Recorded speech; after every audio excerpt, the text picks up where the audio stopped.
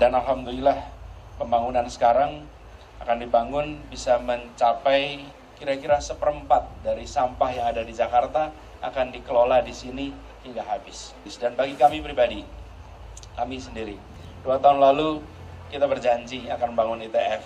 2 tahun lalu kita berjanji, alhamdulillah hari ini janji itu ditunaikan, dilunasi. Bikin program nggak pakai hitungan, akhirnya ITF Sunter sah mangkrak.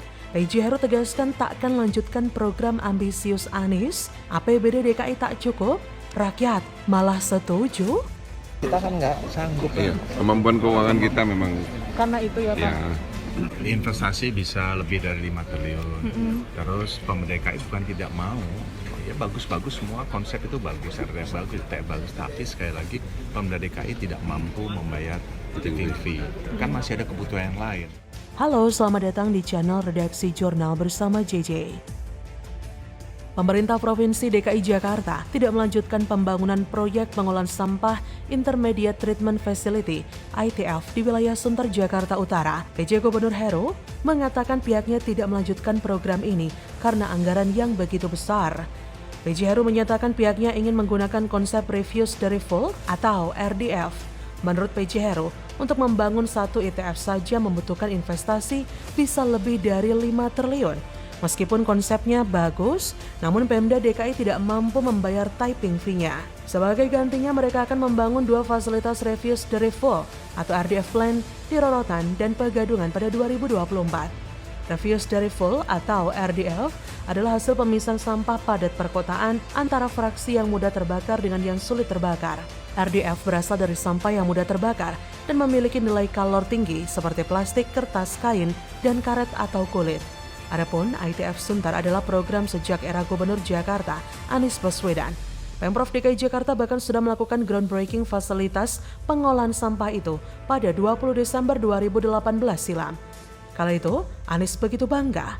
Ia menyebut ITF Sunter ini berfungsi untuk mengurangi beban sampah yang ada di TPST Bantar Gebang dan juga penghasil tenaga listrik. Proyek ini pun disebut-sebut sebagai salah satu tempat pengolahan sampah terbesar di dunia karena mampu mengolah 2.200 ton sampah. Tapi yang mau bagaimana lagi, program yang terkesan terlalu ambisius ini dan begitu dipaksakan tanpa melihat anggaran. Ya gegara siapa jika bukan karena gak benar? Gila saja, proyek pengolahan sampah sampai 5 triliun. PJ Heru pun tak akan ngibul, kebanyakan baca jika memang tak cukup dan ada program yang lebih baik dan terjangkau. Yang mending pilih RDF saja, daripada bikin program pencitraan asal gede biar jadi omongan, nyatanya mangkrak juga. Sebelumnya, ITF ini dibangun oleh PT Jakpro, bekerja sama dengan perusahaan publik yang bermarkas di Finlandia, Fortum Power and Heat Oil. Keduanya mendirikan perusahaan patungan bernama PT Jakarta Solusi Lestari.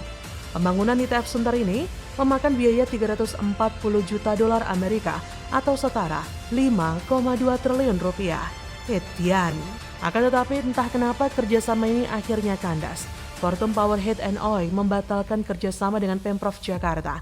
Tak ada penjelasan pasti kenapa perusahaan tersebut batal bekerja sama, kecuali hanya bisa menduga ada kesepakatan yang tidak menemui titik temu. Dan pada akhirnya, pembangunan ITF yang ambisius ini pun mandek hingga kini. Makanya kalian pasti paham dong kenapa Anies itu cuma pintar memainkan kata-kata dan memprioritaskan sesuatu yang tidak banyak manfaatnya untuk masyarakat demi ambisi pribadinya. Bagaimana komentar para pendukungnya soal ini? Apakah tidak ada yang membela atau bingung bagaimana cara membela? Ini adalah kelalaian yang cukup fatal. Kerjasama yang sempat terjalin akhirnya kandas yang akhirnya membuat pembangunan ITF Sunter mangkrak. Dan lagi-lagi tak ada yang tahu persis apa penyebabnya. Selalu jadi misteri seperti yang sudah-sudah. Banyak pihak yang ditugasi Anies ternyata gagal bekerja dengan baik. Menang tender tapi bisa-bisanya tidak punya uang. Saya tak mengerti bagaimana ceritanya kok bisa sampai seperti itu. Tapi mau bagaimana lagi, ini semua sudah terjadi. ITF Sunter akhirnya mangkrak. PJ Heru juga tidak mau mengambil resiko dengan memaksakan pembangunan ITF Sunter tersebut dengan mengeluarkan begitu banyak biaya. PJ Heru tak ingin membuang anggaran sebanyak itu jika memang ada yang lebih efektif dalam mengatasi masalah sampah di Jakarta. Bagaimana menurut Anda?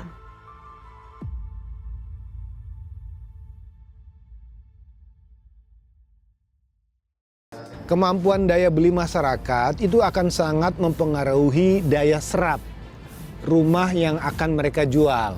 Harusnya ini kan dipetakan sebetulnya sebelum kebijakan itu dikeluarkan. Modiar, nggak laku-laku dan penuh kecurangan, akhirnya PJ Heru ganti nama rumah DP 0 rupiah. Kini jadi hunian terjangkau milik, lebih make sense dan nggak ngibul.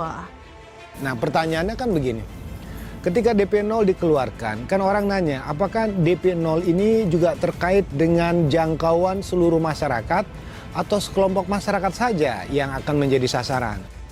Hai, selamat datang di channel Redaksi Jurnal bersama JJ.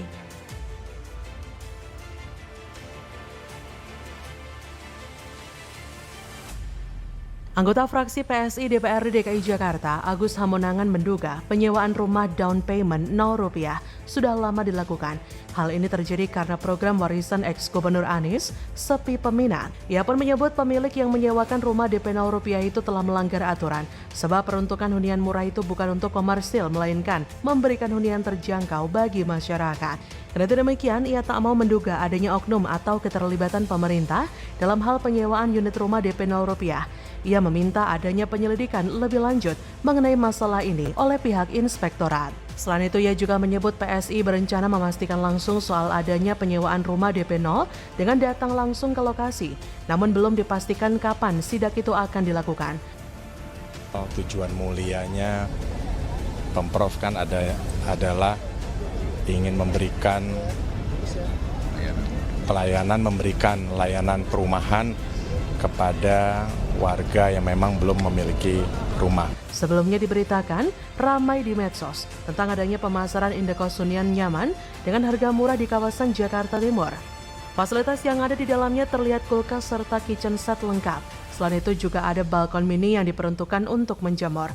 Indekos rumah DP 0 tersebut juga sudah mendapatkan fasilitas lemari multifungsi yang berada di bawah kasur. Melihat kejadian penyalahgunaan rumah DP 0 tersebut, membuktikan jika program ini memang sudah bubrah sejak awal. Program ini sudah bermasalah sejak awal diwacanakan oleh Anies. Masyarakat kurang mampu yang dijanjikan akan memiliki rumah dengan DP 0, kini hanya bisa gigit jari karena dikibuli oleh Anies. Melihat warga yang menjadi korban politik Anies, PJ Gubernur Heru pun langsung turun tangan. PJ Heru mengubah nomenklatur program rumah DP 0% yang digagas pendahulunya Anies Baswedan. Saat ini, nama program tersebut sudah berubah menjadi hunian terjangkau milik. Hal ini diketahui dari unggahan akun Instagram penyedia informasi perumahan kelolaan Dinas Perumahan Rakyat dan Kawasan Permukiman atau DPRKP DKI, Jack Habitat. Dalam unggahannya disampaikan syarat-syarat tata cara hingga dokumen yang dibutuhkan untuk memiliki hunian terjangkau milik ini. Menanggapi hal ini, PLT Kepala DPR PKP Jakarta, Retno Sulistianingrum, membenarkan adanya perubahan nama program warisan Anies itu. Retno mengaku, perubahan nomenklatur itu dilakukan demi mempertegas bahwa rumah tersebut tidak hanya menelangi DP saja, melainkan keseluruhan pembiayaan satu unit hunian. Artinya Pemprov Jakarta melalui anggaran fasilitas pembiayaan perlahan rumah menelangi pembelian rumah tersebut hingga memudahkan masyarakat dalam memperoleh rumah dengan tanpa harus mencari pinjaman kredit dari pihak lainnya. Pergantian nama ini oleh PJ Heru dilakukan agar lebih make sense supaya tidak terlihat sebagai program ngibul yang hanya mementingkan kepentingan pihak tertentu tanpa memikirkan kelangsungan hidup rakyatnya. Inilah mengapa Anies selama memimpin ibu kota sangat minim yang bisa dibanggakan. Banyak program yang didengungkan saat kampanye tidak terrealisasi bahkan gagal.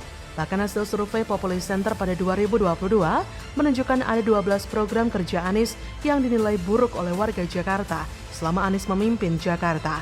Tingkat kepuasan warga Jakarta terhadap program kerja Anies juga kurang dari 60%. Maka dari itu, apalagi yang akan dijanjikan oleh Anies di 2024 nanti?